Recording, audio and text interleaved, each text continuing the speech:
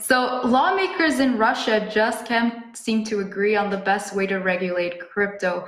Bloomberg reported today that the Bank of Russia chief met with the country's finance minister and deputy prime minister, but didn't get any closer to a deal.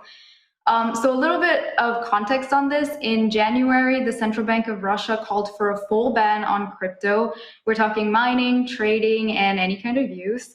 But the country's finance ministry quickly opposed the ban, saying crypto needed to be regulated instead. Then President Putin chimed in, calling for the leaders to reach some kind of consensus because Russia may have some competitive advantages when it comes to mining and tech. Regulators were supposed to have reached this consensus and come up with a draft bill by February 18th, according to Bloomberg, but it looks like there hasn't been much progress. I'm going to put it up to you guys to see what you think with everything that's going on with Russia right now, George. Yeah, I'll take it. It's a really interesting one for Russia. Yeah, you have to kind of think about it a little bit. It's weird that Russia is even considering the legality of crypto because it firmly falls out of the purview of, censorable and controllable money. But I think there's something to be said with the view of Russia and how this might hurt U.S. economic dominance. Sorry, my words aren't working today. Without getting too into the weeds.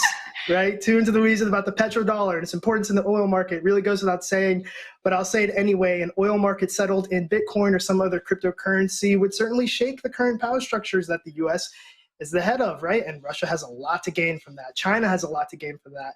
So while it's weird that Russia isn't immediately banning crypto, since, it would make their capital controls on their citizens more difficult, it isn't as surprising once you dig into it a little bit more, given what the government there really wants to achieve when it comes to, unseating the U.S. So I think it makes sense that they're not saying heck no. But Naomi, anything to add there?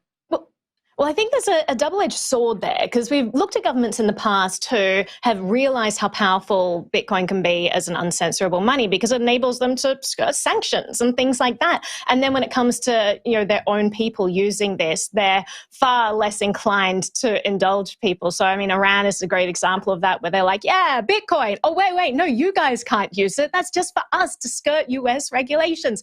And I think that I think Russia's a little bit the same. They want capital controls over their people, but the central bank clearly realizes the danger of having people use crypto. Meanwhile, you've got the regulators who are looking at this saying, listen, prohibition doesn't work. There's no way we can actually enforce this. It's better to regulate it, bring it out into the open economy rather than have it stay in grey markets where we can't really keep an eye on it. So this is a way that they can actually increase control by regulating it rather than outright banning it. But meanwhile, the central bank's looking at this and saying, we kind of need to ban this because otherwise we're going to lose the power of our printing press. So it's an interesting battle that is happening here. I like the way that they looked at crypto and they're saying crypto resembles a pyramid scheme and poses a threat to people's financial well-being and the financial system and the economy. But I love the way these governments always phrase it in terms of we're protecting you. This is in your best interest. And it's how about you just let people make their own choices? Maybe that's in their best interest to have control over their own financial decisions. But obviously governments don't want to think that way. But I'll throw it to you, Jeb, for your thoughts. Yeah, Naomi, you said the exact same thing I was going to say. Every time we hear a central bank speak out about cryptocurrency, they point to those risks for the consumer, right? But they don't really outline any risks outside of what we've heard, anti-money laundering, anti-terrorism. People don't know what they're getting into. And it's becoming very, very clear that the risks that the central banks are concerned about are the risks to the central bank. And I thought it was really funny, that Ponzi scheme comment. Also, Naomi and George, I saw your face. As soon as Naomi said Ponzi scheme, you were like,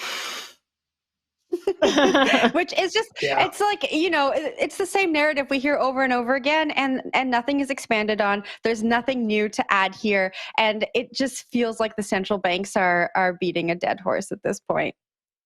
Yeah, but narrative is also powerful. So when you hear these governments keep saying, Ponzi scheme, they're not exactly explaining how it's a Ponzi scheme. Ponzi scheme has a very specific definition, financial definition, and they're just kind of evading that crypto doesn't actually fit into the definition of a Ponzi scheme.